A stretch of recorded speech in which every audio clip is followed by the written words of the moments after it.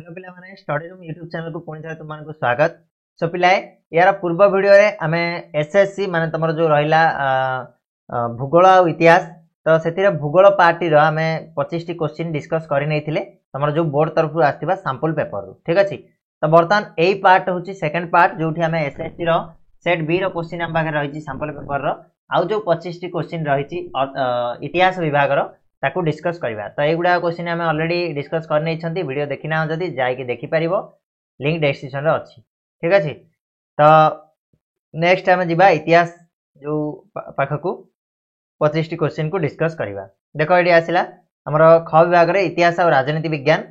तो जिबा first question ऊपर को समस्त वीडियो को लास्ट जाय देखिबो, वीडियो जदी पसंद आसीबो लाइक करिवो, चैनल रे नुआ छ सब्सक्राइब करनियो काहेकि ना एबे थारु गोटे मास पर्यंत तम मानकर फ्रीक्वेंटली वीडियो आसीबो, रेगुलर वीडियो आसीबो, सब सब्जेक्ट रा वीडियो आसीबो जहा फल रे तम माने एग्जाम रे बहुत बढ़िया भाबे अटेंड करि परिबो। ओके, तो 26 नंबर क्वेश्चन पारला खेमुंडी ठारे अनुष्ठित उत्कल सम्मेलन रो 10म अधिवेशन रे किए अध्यक्षता करथिले?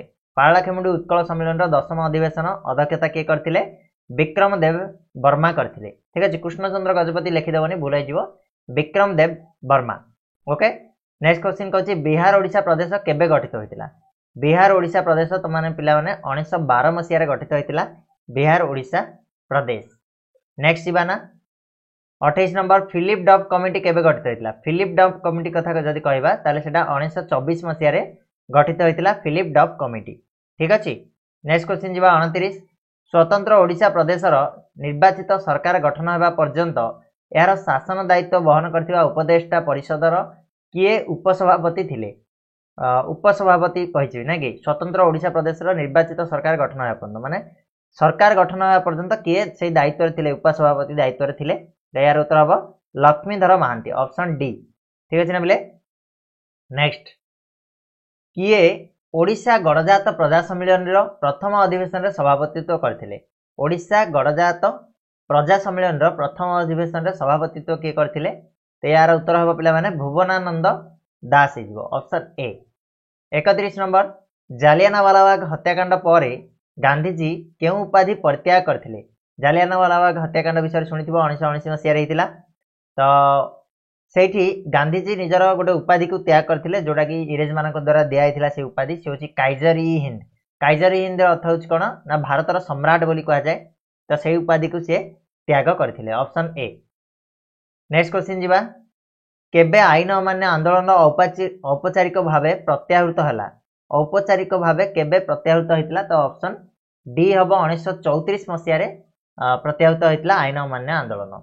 नेक्स्ट क्वेश्चन काहा नेतृत्व रे मणिपुरी और नागा माने आईन अमान्य आंदोलन रे जोग देइथिले? मणिपुरी और नागा माने काहा नेतृत्व रे आईन अमान्य आंदोलन रे जोग देले? तयार उत्तर हबो रानी चौदिलियो। ठीक अछि, रानी चौदिलियो को नेतृत्व रे। 34 प्रेसिडेंसी कॉलेज रे केउ इंग्रेज प्रोफेसर भारत विरोधी थिले? प्रेसिडेंसी कॉलेज रो इंग्रेज प्रोफेसर के थिले सेतेबेले भारत विरोधी? सीएफ वेटेन थिले। ठीक अछि, सीएफ वेटेन भारत विरोधी थिले। नेक्स्ट क्वेश्चन 35 नंबर काहाकू तांकर जन हतैसी पदक्षेप पई प्रशंसा और धन्यवाद जणाइबा निमंते कटक रे एक साधारण सभा आयोजित कराइथिला? माने बहुत जनहितकर कार्य से करथिले, तांको प्रशंसा जणाइबा पई तांको धन्यवाद जणाइबा पई गोटे आयोजन कराइथिला सभार कटक ठारे। तल किए थिले से? किए से थिले भाइसराय लॉर्ड रिपन थिले, ऑप्शन डी हबो correct answer Lord Ripon. Next question 36 number केउ केंद्र शासित अंचल 1970 मसिया रे राज्य पाया को उन्नीत हला? को केंद्र शासित अंचलटा 1970 रे ताको राज्यर मान्यता दिया गला?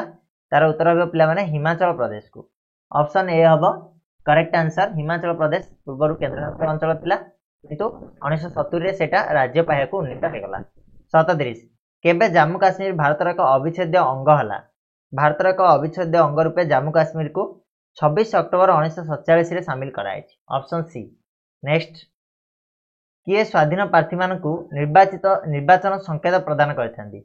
स्वाधीन प्रार्थी मानकू निर्वाचन संकेत दियंती के हमर निर्वाचन आयोग देइथांती। स्वाधीन प्रार्थी मानकू निर्वाचित संकेत देइथांती। स्वाधीन प्रार्थी कहले होची कोन ना के जेउ प्रार्थी कोनोसी दल तरफ रु लढु नथिबो। ठीक अछि, नेक्स्ट बा 39 39 भारतर मुख्य निर्वाचन आयुक्त किए नियुक्ति करती भारतर मुख्य निर्वाचन आयुक्त क्या द्वारा नियुक्ति होती तो ये ऑप्शन हम राष्ट्रपति निजे नियुक्ति देता 40 नंबर भारतर वैदेशिक नीतिर आधार कौन आम भारतर वैदेशिक नीति कहले आम गोष्ठी निरपेक्षता कहू तो ऑप्शन बी हम करेक्ट आंसर गोष्ठी निरपेक्षता नेक्स्ट 1965 मसीह भारत पाकिस्तान युद्ध समय पाकिस्तान को समर्थन जनाई जुक्तराष्ट्र अमेरिकार राष्ट्रपति किए थे पाकिस्तान को किए माने समर्थन जनाई 1965 तो यार उत्तर होची रिचार्ड निक्सन ऑप्शन डी हम correct answer Richard Nixon next question 1949 रो कोरिया युद्ध रे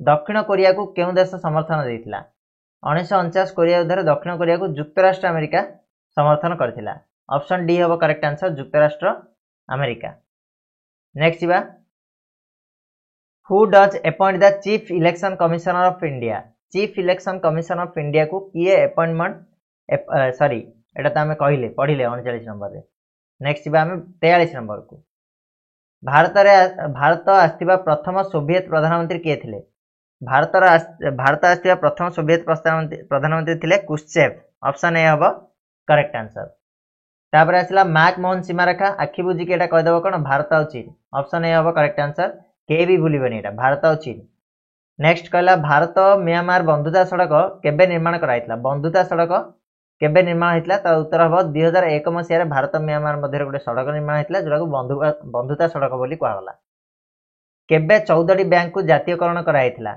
जातीयकरण होता 1969 मसीह 14टा बैंक जातीयकरण होता 1969 मसीह नेक्स्ट क्वेश्चन निम्नोक्त केउंटी 1973 मसीह सृष्टि होता 1973 मसीह क्या सृष्टि कराइतला ना भारतीय इस्पात प्राधिकरण लिमिटेड को सृष्टि कराइतला ठीक अच्छे ना ऑप्शन सी 48 नंबर कौन केउंटी आणविक रिएक्टर नुह आणविक रिएक्टर नुह भितर तो आकाशटा गोटे आणविक रिएक्टर नुह या पूर्व जेरेलिना ध्रुव और कामिनी ये सब गुड़ा कराई ठीक अच्छे नेक्स्ट